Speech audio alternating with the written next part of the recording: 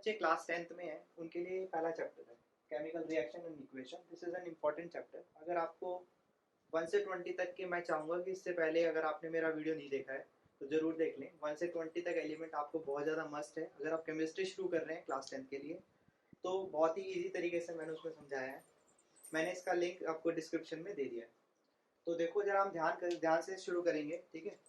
आप सबसे पहले हम इसमें इंट्रोडक्शन पढ़ने वाले हैं कि इस चैप्टर में हम बेसिकली पढ़ेंगे क्या, कि इंट्रोडक्शन में हम बात करेंगे कि केमिकल रिएक्शन क्या होता है और केमिकल इक्वेशन क्या होता है, ठीक है। सबसे पहले तो हमें नाम समझ आना चाहिए चैप्टर का कि ये है क्या, तभी हमें समझ आएगा, ठीक है। तो हम इंट्रोडक्शन की सबसे पहले बात करते हैं कि केमिकल रिएक्शन, ठीक है। तो बुक कहती है केमिकल रिएक्शन क्या होता है। केमिकल रिएक्शन उसको कहते हैं जहां पर भी क्या होता है, केमिकल चेंज होता है, ठीक है। हमेशा याद रखो कि अगर कहीं पर भी केमिकल चेंज होगा तो उसको क्या कहा जाएगा, वहां पे क्या हुआ है, केमिकल रिएक्शन हुआ है, ठीक है। अब केमिकल चेंज सुनने में ऐसा लगता है कितना बड़ा वर्ड है, ये आपके बिल्कुल बेसिक लाइफ से बिल्कुल मिलता जुलता है। अगर आप ध्यान से देखो तो कोई भी एग्जांपल आप अपनी डेली लाइफ का देख सकते हो। मैं आपको 3 एग्जांपल देके समझाऊंगा। सबसे पहले सबने देखा होगा कि आयरन की कोई भी चीज होती है, उसको अगर हम ह्यूमिड एनवायरनमेंट में रख दें, ह्यूमिड का कहने का मतलब होता है मॉइस्चर वाले एनवायरनमेंट में रख दे, तो उस पर क्या आने लगती है, जंग लगने लगता है। जंग को इंग्लिश में क्या कहते हैं, रस्टिंग। तो सबसे पहला आपको समझ आता है रस्टिंग ऑफ आयरन, ठीक है। तो इसके लिए अगर आप देखो ध्यान से तो उसमें क्या हुआ है, केमिकल रिएक्शन हुआ है। आयरन एक हमारा क्या है, एक एलिमेंट है जो किससे रिएक्ट हुआ, वाटर से या फिर मॉइस्चर से रिएक्ट हुआ, ध्यान रहेगा। अगर आप दूसरा एग्जांपल अपनी डेली लाइफ में देखो तो उसका क्या बात कर सकते हैं, डाइजेशन ऑफ फूड, ठीक है। अगर हम बात करते हैं डाइजेशन ऑफ फूड, जैसे मार्केट में हम कोई भी चीज खा लेते हैं, ठीक है, वो एक तरीके से केमिकल ही होता है। अगर आप, मैं बेसिक सा एग्जांपल देता हूँ, ग्लूकोज, ठीक है। ग्लूकोज का फॉर्मूला होता है C6H12O6, ठीक है। ये हमारी बॉडी में ब्रेक डाउन होके क्या बनाता है, CO2H2O, और साथ में क्या देता है, एनर्जी। तो ये कार्बन डाइऑक्साइड जो हम रिलीज करते हैं, कहने का मतलब ये ब्रेक डाउन हुआ, केमिकल रिएक्शन हुआ है। अगर आप नॉर्मल अगर बात करो, तीसरी बात, आपने आसपास अपने प्लांट देखे होंगे, ठीक है, वो भी आपने सुना होगा कि वो भी क्या करते हैं, सांस लेते हैं, रेस्पायर करते हैं। तो एक तरीके से वो एक गैस प्रोड्यूस करते हैं। गैस क्या है, अगेन केमिकल है। सबको पता है प्लांट से हमें क्या मिलता है दिन के समय, ऑक्सीजन। तो ऑक्सीजन क्या है, केमिकल है। तो जब भी हम प्लांट का रेस्पिरेशन भी कहें, एनिमल, हाँ, अगर आप ह्यूमन का रेस्पिरेशन भी कहो, तो यहाँ से हर जगह आप देख सकते हो क्या हो रहा है, केमिकल चेंजेस हो रहे हैं। इसीलिए हम इन सबको क्या कहेंगे कि यहाँ क्या हो रही है, केमिकल रिएक्शन। अब हम बुक से रिलेटेड बात करने वाले हैं एग्जांपल्स की भी, जो कि आपके लिए बहुत ज़्यादा इंपॉर्टेंट है। अब यहाँ तक मेरे को लगता है आपको समझ आ गया होगा। मैं नेक्स्ट आगे उसके बारे में, एक्सपेरिमेंट्स आर इम्पॉर्टेंट। अगर आप बोर्ड के पॉइंट ऑफ व्यू से देखते हो तो मैक्सिमम क्वेश्चन आपके एक्सपेरिमेंट से आएंगे, ठीक है। तो एक्सपेरिमेंट को बिल्कुल भी मिस मत करना। आप जिस फ्लो में मैं आपको पढ़ा रहा हूँ, आप उस फ्लो में कॉपी पेन अगर लेके आप लिख सकते हो तो बहुत ही ज़्यादा अच्छा है। आप मेरे चैनल को फॉलो करते रहें, मैं आपको पूरा सिलेबस इसमें बिल्कुल एकदम बारीकी से पढ़ा दूंगा। ध्यान से देखो, अगर आप एक्सपेरिमेंट की बात करते हो तो सबसे पहला एक्सपेरिमेंट जो कि बुक का बहुत ज़्यादा इंपॉर्टेंट है, ये शुरू होता है मैग्नीशियम एलिमेंट से। तो एलिमेंट का नाम क्या है, मैग्नीशियम। अगर किसी को एटॉमिक नंबर इसका नहीं पता है, वो हमारी पहली वीडियो में 1 से 20 तक के एलिमेंट आपको बताए थे, वहां से आप उसको रेफर कर सकते हो। जिसको याद रहता है बहुत अच्छी बात है। मैग्नीशियम का जो एटॉमिक नंबर होता है, सबके सब याद रख लो, 12 होता है। क्या होता है, 12। तो छोटी क्लास में आपने देखा होगा इसकी इलेक्ट्रॉनिक कॉन्फ़िगरेशन कैसे लिखेंगे, 282, ठीक है। अब इस एक्सपेरिमेंट की हम बात करेंगे, ठीक है। सबसे पहले हम क्या करते हैं, मैग्नीशियम रिबन लेते हैं, ठीक है। एक आपने एक रिबन लिया, मैग्नीशियम रिबन, ठीक है। इसके लिए हम सबसे पहला स्टेप जो हम फॉलो करेंगे, क्या करेंगे, इसको रब करेंगे, किससे, रब विद सैंड पेपर, ठीक है। हमेशा याद रखना कि ये सैंड पेपर से पहले क्या किया जाता है, रब। जिसको सैंड पेपर नहीं पता है मैं बता देता हूँ, सफेदी हर किसी के घर में होती है, ठीक है, जिसको हम कहते हैं हिंदी में रेगमार, ठीक है। रेगमार सबने देखा होगा, जो दीवार पे क्या करते हैं, घिसते हैं पहले सफेदी करने से पहले।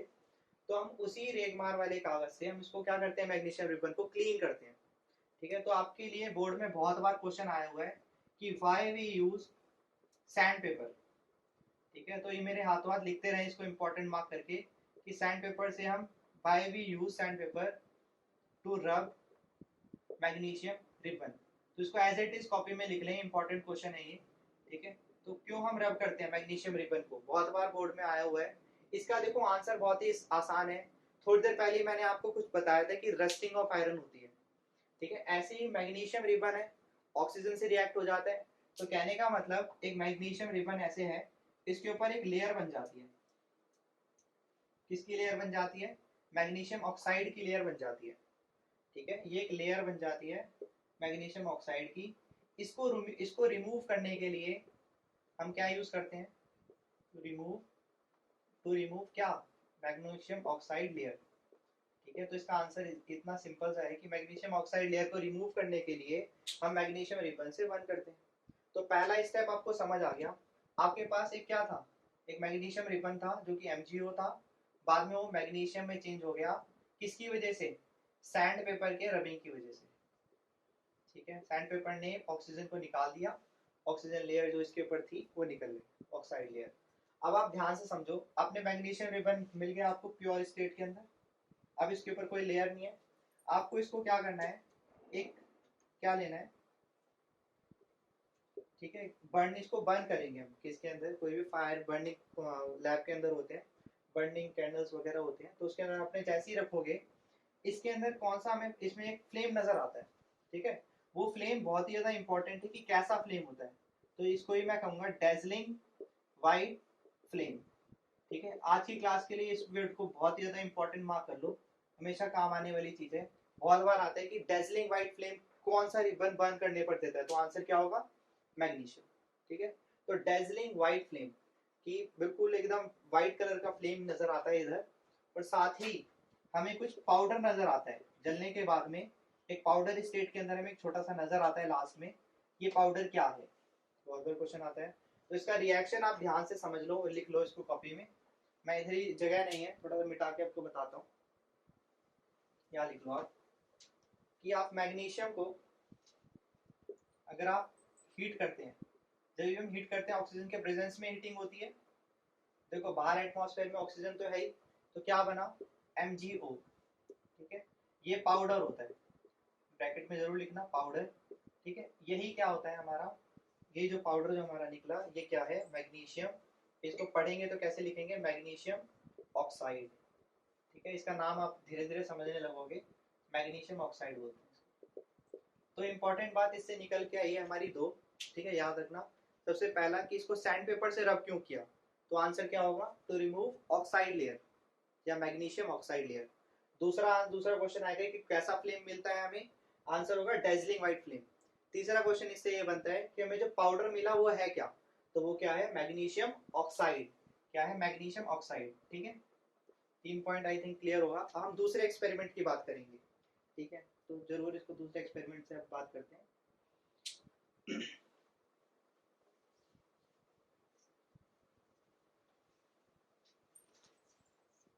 सेकंड एक्सपेरिमेंट जो आपकी बुक में है, जो आपको बहुत इंपॉर्टेंट है जानना, ये आपका आता है। इसमें हमने क्या करा है? कोनिकल फ्लास्क लिया, ठीक है।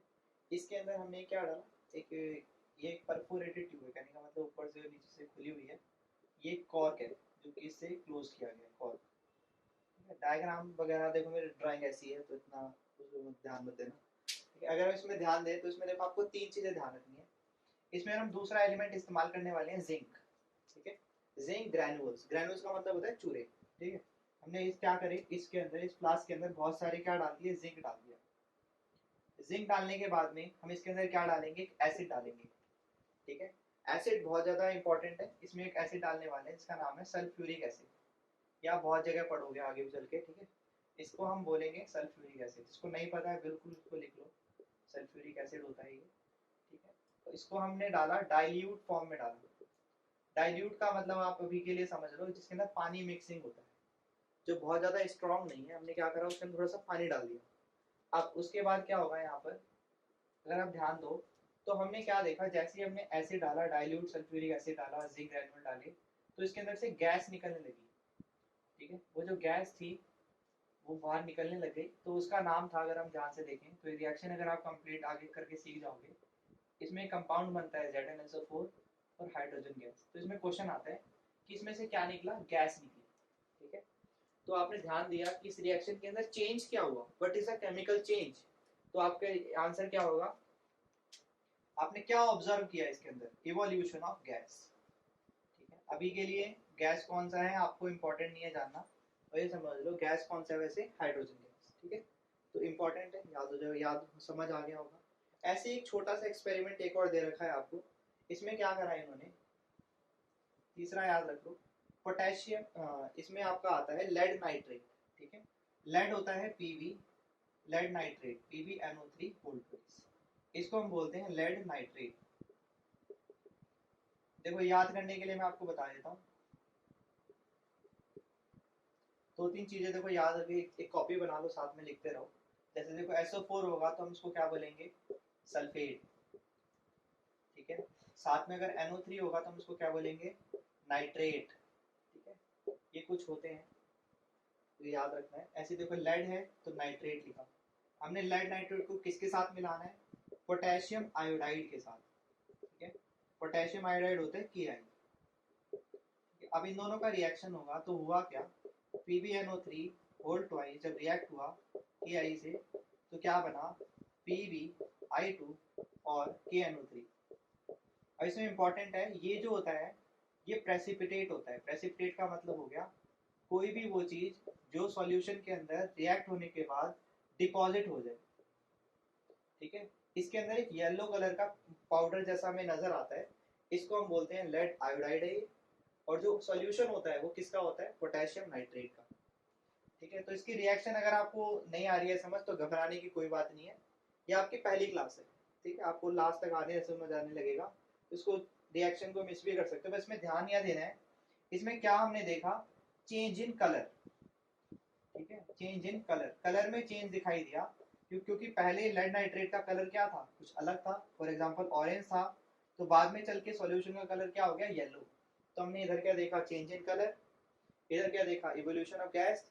फर्स्ट एक्सपेरिमेंट में हमने क्या देखा था, वो सॉलिड से वो एक मैग्नीशियम रिबन था जो कि किस में चेंज हो गया था, पाउडर में। तो वहां पर हम उसको बोल सकते हैं एक सॉलिड से पाउडर शेप में चेंज हो गया, तो हम इसको बोल देंगे चेंज इन स्टेट, उसने अपनी स्टेट चेंज कर ली।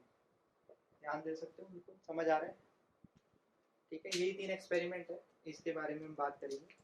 इसके बाद तरीके से केमिकल इक्वेशन एक आपको वो दिया जा रहा है, इंट्रोडक्शन, बहुत ही आसान है। केमिकल इक्वेशन क्या होता है, जैसे आप मैथ में पढ़ते हो, ठीक है।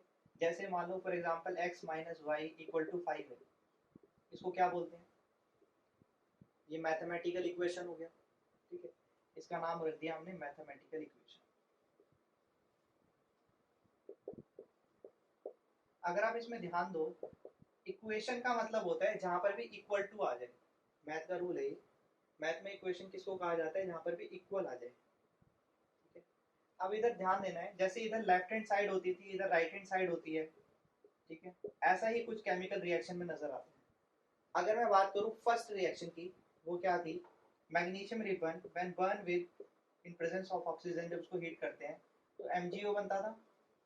हम इसी रिएक्शन को देख के समझेंगे। यहाँ पर क्या हुआ, इक्वल टू की जगह पे क्या लिख देना है, एरो। इस एरो का मतलब होता है कि रिएक्शन आगे की तरफ हो रहा है, फॉरवर्ड हो रहा है, ठीक है।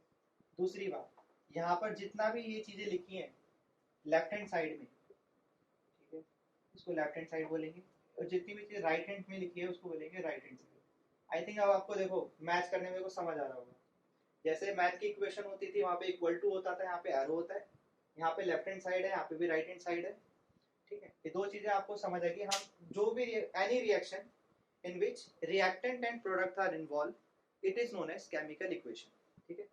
दूसरी बात, अब ध्यान देंगे, जितनी भी चीजें हमारी लेफ्ट हैंड साइड में लिखी होती है हम उसको बोलते हैं वो क्या है, हमारे रिएक्टेंट्स होते हैं, ठीक है। जो रिएक्टेंट आपस में रिएक्ट करके जो हमें बना के देते हैं राइट हैंड साइड में, this is known as product, ठीक है। सबको समझ आ रहा है यहाँ तक, तो ये